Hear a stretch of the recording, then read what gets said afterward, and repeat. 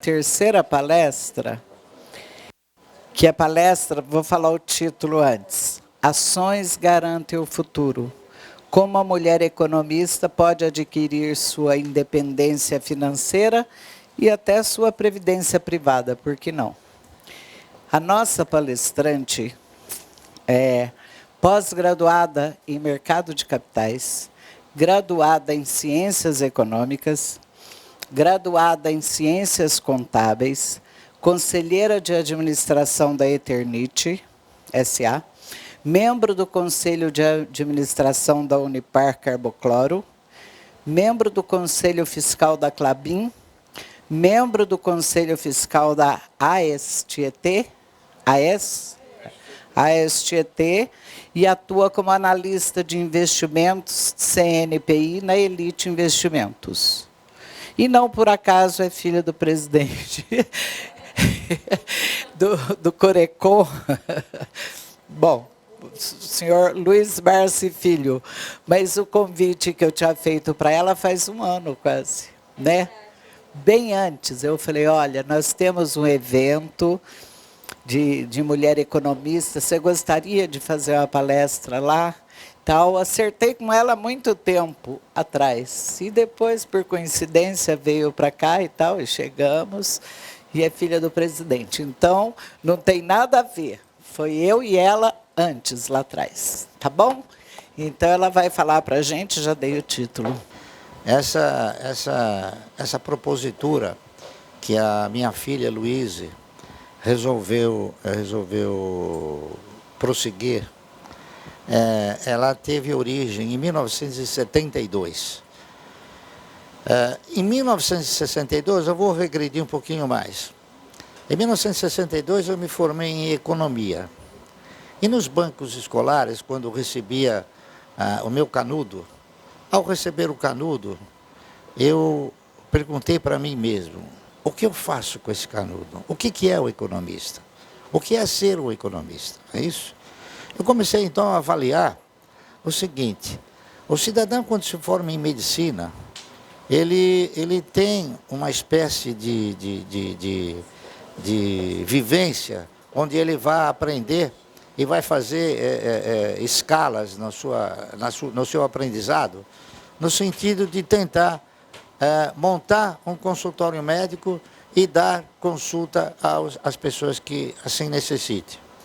Pensei também, o que faz um advogado? O advogado, ele se forma, é obrigado a fazer hoje uma especialização para se inscrever na ordem dos advogados e, consequentemente, também visando montar o quê? Um escritório que possa proporcionar assistência jurídica aos seus clientes. Um engenheiro, a mesma coisa. E perguntei eu para mim, por que não um economista a mesma coisa, não é isso? O médico cuida da saúde das pessoas, o engenheiro cuida do teto das pessoas, o advogado cuida da judicialização de eventuais necessidades. E o economista, o que ele faz? Ué, ele vai cuidar do dinheiro das pessoas, tá certo? Então, eu me imbuí desse objetivo, e comecei a estudar de uma forma bastante intensa a possibilidade de ingressar no mercado de capitais. Porque interpretava que no mercado de capitais eu não tinha que pedir, volto a repetir uma coisa que eu já disse aqui, eu não tinha que fazer um concurso público, eu não tinha que fazer nada, eu não tinha que pedir emprego, eu tinha que, na razão direta da minha profissão, eu tinha que fazer o quê? Eu tinha que adquirir cultura de investimento para que eu pudesse exercer essa minha profissão, proporcionando uma orientação competente a todos aqueles que assim o necessitassem. Muito bem. Eu ingressei, então, no mercado de capitais e, num determinado momento, em 1972, mais precisamente, eu realizei um ensaio assim, procurando determinar, não é, a nossa estrutura previdenciária, o que ela era, como ela se comportava, de que forma ela estava estruturada. E eu cheguei na conclusão que, lamentavelmente, o cidadão, que contribuía para a Previdência, ele tinha condições muito precárias de poder, no futuro, ter uma remuneração condizente. Mesmo porque a definição de previdência é um instrumento que provém o mínimo exigido para que a pessoa viva dentro de uma sociedade. Aí eu também analisei um outro fator, qual seja, o cidadão normal que assumia um caráter de previdência, ele se aposentava com um valor pequeno, um valor determinado pela estrutura previdenciária. E aquele que era funcionário público, ele acabava, quando terminava a sua tarefa de trabalho, não é isso? Ia se aposentar, ele se aposentava com o seu salário. Então, eu descobri aí que a Previdência, ela não assumia naquela ocasião, e até hoje isso acontece, ela não assumia apenas a condição de provedora, ela assumia ainda a condição de empregadora. Então, isso acelerou ainda mais o meu desejo de ter o quê? De ter uma renda mensal que pudesse me possibilitar uma existência digna, pelo menos, não é isso? Então, eu analisei um monte de investimentos daquela ocasião e cheguei numa conclusão, qual seja, tem uma renda mensal garantida aquele que é ou dono, ou controlador, ou exerce a parceria num grande projeto. Então, eu pensei o seguinte, eu acho que o caminho é a pessoa tentar, de alguma maneira, analisar projetos esses que têm, claro, a consistência necessária para ter uma existência grande, larga e vitoriosa, não é isso? E comecei a fazer análise desses projetos, concluindo que, para que eu pudesse participar desses projetos, eu tinha que fazê-lo através do quê? Através das ações, tá certo? Então, já naquela ocasião, eu tinha como objetivo principal criar um mecanismo de renda mensal que mais tarde o mercado apelidou de carteira de previdência. Então, o que aconteceu? Eu desenvolvi um trabalho, fiz uma projeção. Essa projeção, ela consistia o seguinte, o cidadão comprar 1.000 ações todo mês, durante 30 anos, era um trabalho extremamente audacioso, e reaplicar todos os ganhos que eram provenientes daquelas aplicações. Muito bem. Aquele trabalho, ele me surpreendeu, inclusive, porque ele mostrou que depois de 8 anos, o cidadão já não precisava mais tirar o dinheiro do bolso. O produto do resultado, daquilo que o cidadão ganhava, já era suficiente para dar continuidade ao projeto. É claro que se a pessoa tivesse à disposição de reinvestir aqueles valores que a pessoa ganhasse e ainda aportar mais recursos, o efeito multiplicador desse projeto poderia ser extremamente vantajoso. Então, eu fiz um trabalho imaginando que as ações pudessem o quê?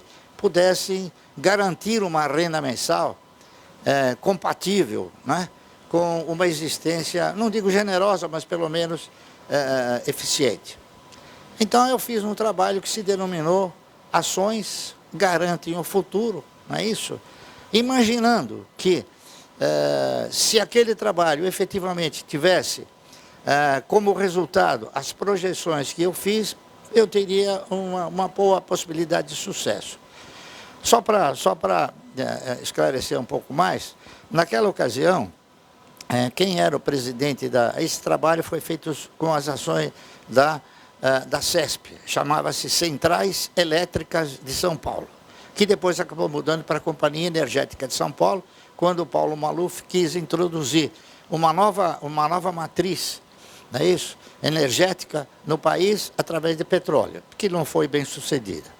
Mas, voltando, eu fiz esse trabalho e, por razões diversas, ele foi encaminhado ao professor Moacir Teixeira, que era, na ocasião, diretor financeiro da CESP, onde o professor Lucas Nogueira Garcês, ele era o presidente. Aí eles me chamaram e me disseram o seguinte: olha, nós vamos comprar o seu trabalho. Nós vamos comprar. Eu falei, bom, eu não fiz o trabalho para vender, eu fiz o trabalho para mim ter uma noção de futuro, não é isso? E de investimento a médio e longo prazo. No fim, eu acabei perguntando, olha, para que vocês querem o trabalho? Eu falei, nós vamos editar. Eu falei, bom, então está aqui o trabalho, você não precisa me pagar nada. E em retribuição a isso, eles acabaram botando o meu nome no trabalho, tá certo? Então, esse trabalho que se chamou Ações Garantir o Futuro, eu tentei apresentá-lo na época. Na época, o Delfim, ele chegava para o cidadão e falava, olha, amanhã você tem que vir fantasiado de índio aqui. O poder dele era grande. Então, na verdade, o que eu descobri, eu não sou um gênio, nada. Eu apenas descobri que existe uma previdência sustentável, entendendo? Naquela ocasião, eu tentei encaminhar esse trabalho para que as autoridades analisassem e, quem sabe, talvez pudessem desenvolver um tipo de programa para a população, no sentido de fazer com que houvesse uma reestruturação naquela época. Assim, ao invés do governo ter que sustentar a Previdência, a empresa tinha que sustentar a Previdência através do quê? Através da participação do cidadão na estrutura acionária. Então, eu vou ser breve.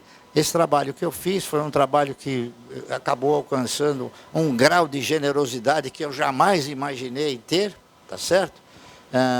E esse trabalho, então, a minha filha, que seguiu a trajetória que eu comecei, ela então resolveu criar uma estrutura educacional que pudesse tentar, a todos os economistas, é claro, e a todas as pessoas, a possibilidade de ingressar numa trajetória idêntica àquela que em 1972 eu ingressei e que hoje ela está ingressando. Portanto, a AGF nada mais significa dizer que ações garantem o futuro. Tá ok? Muito obrigado a todos e tenham uma boa estada aqui.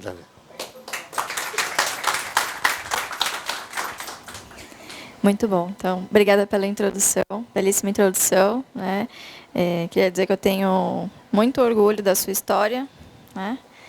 E acho que parte também de incentivo às mulheres, a gente não está aqui hoje para formar um clube da Luluzinha, né? Eu acho muito importante dizer que temos a maioria de mulheres aqui, mas muito contente de ter homens também, porque isso também passa por uma educação, por uma readequação de toda a nossa sociedade, né? Não só do público feminino, acho que o público masculino, de ter homens aqui, então eu fico muito feliz também, porque a gente precisa de apoio, de todo o apoio possível. Então vamos lá, primeiramente eu queria agradecer ao Corecon, ao Cofecon, especialmente a professora Nancy, né? Como ela disse, esse convite veio há mais de um ano, né? E sou muito grata por toda a confiança que ela depositou em mim para estar aqui falando para vocês sobre esse tema, né? Como unir, né, ações, mercado financeiro com as oportunidades que as mulheres têm. É um assunto muito importante. Então, aqui as apresentações. Antes de tudo, antes de eu começar a falar, eu queria trazer uma estatística muito triste, mas, enfim, a gente precisa se atentar para qual é a nossa realidade, a realidade financeira do nosso país. Infelizmente, eu não coloquei aqui, mas tem também os dados por mulheres, tá? 40,3%, ou seja, quase metade da nossa população adulta, apresenta a sua situação financeira no vermelho, ou seja, virou, né? Essa última pesquisa foi, se não me engano, de 2018, tá? É a mais recente que a gente tem. De 2018 para 2019, quase metade da nossa população adulta estava em dívidas. Por faixa etária, isso assusta um pouco também, né? 4 entre 10 jovens estão ou já estiveram com o nome sujo. Isso é preocupante porque a nossa geração representa o futuro, né? De 36 a 40 anos, 48,5%. E aqui os nossos idosos com mais de 61 anos, 38,8%. Desses jovens aqui, metade são mulheres, desses 4. Então, é uma estatística realmente muito triste, que a gente precisa trabalhar isso, né? E aqui, cerca de 97% dos nossos aposentados não conseguem se sustentar com recursos próprios. Eles precisam de ajuda ou de parentes ou do nosso INSS. E aqui eu queria fazer o link. Eu acho que o nosso mercado financeiro, o nosso mercado de capitais, apresenta muitas oportunidades para as mulheres, não só profissionalmente, mas também como investidoras, né? Isso ficou muito em voga agora, mercado de capitais muito em voga agora por conta da queda da taxa de juros, mas não é só isso. A gente precisa enxergar o mercado como uma forma da gente capturar riqueza e transmitir isso através das nossas gerações. Essa curva aqui, Modigliani, né, Life Circle, muito conhecida, demonstra, né, a teoria é um pouquinho diferente do que acontece de fato na prática. Então, aqui, na casa dos 20 anos, né, idade na qual me encontro, tenho 25. Aqui é o momento de definirmos o nosso objetivo, de poupar, de investir, de correr riscos, de se programar, começar a construir uma família. Conforme a curva vai subindo aos 40 anos, começar a pensar em fazer um seguro, começar, né, de fato, se programar para a aposentadoria, ser mais conservador para conseguir aproveitar a vida aqui na aposentadoria. Infelizmente, como as estatísticas mostram, isso não está acontecendo. A nossa geração parece que não está gerando riqueza para a próxima. E isso, como mulher e como economista, me deixa muito frustrada, né? E esse também é um dos motivos pelo qual eu, Fábio e o Felipe, a gente começou esse trabalho, né, apoiados pelo meu pai, claro, no Ações Garantem o Futuro, de fato, disseminar isso, né? E como, de fato, gerar riqueza, gerar independência para a mulher. É muito importante a gente lembrar que hoje 30 milhões de famílias são chefiadas, 30 milhões de lares são chefiados por mulheres, né? Então, a gente precisa educar financeiramente essas mulheres. Muitas delas sofriam, né? Enfim, sofrem ainda abusos psicológicos justamente por depender financeiramente do marido. Então, esse é um tema extremamente relevante. Aqui eu trouxe um gráficozinho interessante, né? Uma ilustração interessante. Tá, mas Luiz, eu não conheço absolutamente nada de mercado financeiro. Como que eu começo a investir? Ou por onde que eu começo a trabalhar nesse mercado, né? Eu acho que é importante a gente dizer que todo tipo de aprendizado, independente ele qual seja, ele passa por algumas fases. Então, a primeira é a fase da incompetência inconsciente, em que você não sabe que você não sabe, né? Depois, uma segunda fase, ou seja, a incompetência consciente. Bom, ok, eu preciso estudar o mercado, eu preciso procurar ajuda de quem entende. Então, fico muito feliz de ver todos vocês aqui. Terceira fase é a competência consciente. Olha, eu estou começando a ficar boa naquilo que eu estava estudando, que eu estava praticando. E a quarta fase, que é a competência inconsciente, que é quando a gente já está tão bom naquilo que a gente faz no piloto automático, né? Então, hoje, algumas das oportunidades que a gente vê, e o Corecon e o Cofecon hoje estão de parabéns por isso, é a iniciativa do consultor econômico independente, né? Que é mais uma oportunidade para a mulher economista começar, né? E agora teremos o espaço aí no 20º andar, que é uma oportunidade para as mulheres, por que não, começarem a investir, começarem a praticar tudo aquilo que nós aprendemos na economia, que é alocar o capital de forma eficiente. Essa é a nossa função, né? Então, vamos começar. Aqui, acho que já falou um pouquinho na introdução, mas só queria enfatizar que a nossa principal missão é justamente de desmistificar e de democratizar o investimento previdenciário, né? Então, por que não fazermos a nossa previdência da Bolsa? Se você pega a lista Forbes 500, né, da onde saíram as principais fortunas do mundo? De pessoas que criaram negócios, que foram ao mercado de capitais, enfim, pessoas que criaram algo, né? Então, aqui, como que começa a jornada da carteira previdenciária? Justamente essa barreira que é invisível, a gente precisa passá-la, né? Aqui tem um trabalho, a gente já conhece o trabalho das economistas, os economistas, que é, de fato, como sair da dívida, como poupar dinheiro. E eu acho que um pouco do que eu estou falando aqui é como a gente incentivar que as nossas economistas passem para cá também. Como aconselhar as pessoas a acumular riqueza, como viver de renda, enfim, eu acho que é uma nova perspectiva que está se abrindo aí pela frente.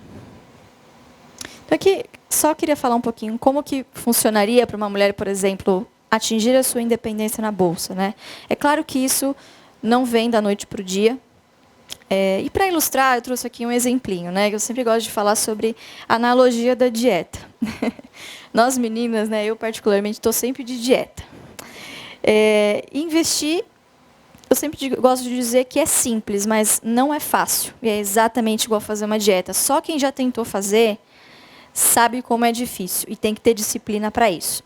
Então, 5 passos para uma dieta bem-sucedida, fazendo analogia para um investimento ou para ser bem-sucedida também, por que não, profissionalmente. Então, a primeira coisa, traçar um objetivo de longo prazo. Né? De nada adianta eu virar e falar aqui que eu quero perder em 6 meses 50 quilos. Primeiro, que isso não é crível. Né? Segundo, porque muito provavelmente eu vou me decepcionar e vai largar isso no meio do caminho. Enfim, você tem que estabelecer objetivos de longo prazo, coisas que não sejam quantitativas, mas sim qualitativas. Bom, então eu quero chegar com longevidade, eu quero atingir a minha independência financeira, eu quero mudar de emprego, eu quero melhorar profissionalmente. Isso sim é um objetivo de longo prazo, primeiro passo. Segundo passo é aqui sim, estabelecer metas alcançáveis, e aí sim algo mais palpável. Não adianta você estabelecer que vai emagrecer 5 quilos por semana. Isso não é alcançável. Então, estabeleça metas, separe quanto daquilo da sua vida financeira você conseguiria guardar para o seu futuro e faça a conta de trás para frente. Bom, eu preciso de tanto lá na frente. Quantas ações eu preciso ter? E quanto dinheiro eu preciso investir. E aqui vem a consistência. De nada adianta fazer dieta de segunda a sexta, no final de semana, comer tudo que vê pela frente, não ir na academia, você vai voltar vários passos. Né? Então, manter a consistência. Frequência é mais importante do que intensidade. Quarto, procurar um especialista no início. Então, sempre digo isso, né? Às vezes a gente fica muito relutante de procurar a ajuda de alguém, e às vezes é o caminho mais fácil, na verdade, para você encurtar e aprender com os erros dos outros. Né? Então, se você está começando uma dieta, é lógico que você sabe que você precisa se exercitar mais do que você come, mas se você vai num nutricionista, a mesma coisa, se você vai num economista, ele vai saber o seu perfil, vai traçar o seu perfil, vai saber o que vai ser melhor para a sua vida financeira. E quinto, não deixar para começar na próxima segunda-feira. Comece hoje, se possível. Né? Inclusive, hoje é um ótimo dia para entrar na Bolsa, para quem tem sangue frio. Né? Então, para terminar, eu queria... sangue frio, né? Tem que ter... Então, eu vou falar sobre os 5 principais mitos da Bolsa, né? Para quem está com medo, enfim. Mito 1. Bolsa é cassino. Então, eu trouxe aqui dados, né? Lembrando que esse aqui em amarelinho é o índice dos mercados emergentes. Tá? E aqui, esse em verde mais escuro, são os earnings per shares. Né? Quais são os lucros por ação.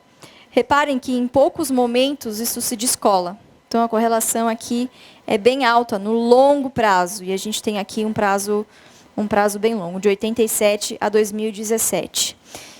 Então, Bolsa não é cassino. Bolsa não é um processo randômico. Bolsa é lucro. Então, se a gente for parar para pensar no que aconteceu hoje, nosso mercado retrocedeu praticamente 4 anos. Nós não estamos no mesmo lugar que nós estávamos há 4 anos. Nós estamos muito melhores do que nós estávamos há 4 anos. A gente tem que lembrar que o que está acontecendo é uma gripe, não é um apocalipse zumbi, né? Não, o mundo não está acabando, né? Então, a gente precisa, nesse momento, ter muita cautela e aproveitar as oportunidades. Muito conveniente esse gráfico, essa figurinha aqui, e eu acho que é um pouco do que a gente está vivendo. Nesse último ano, a gente viveu um momento de euforia muito grande, de excitação. Nossas taxas de juros nunca foram tão baixas, né? E acho que acabamos chegando aqui em meados de janeiro, fevereiro, justamente quando conseguimos atingir 1.600.000 CPFs na Bolsa. Eu acho que essa semana serviu para separar o joio do trigo.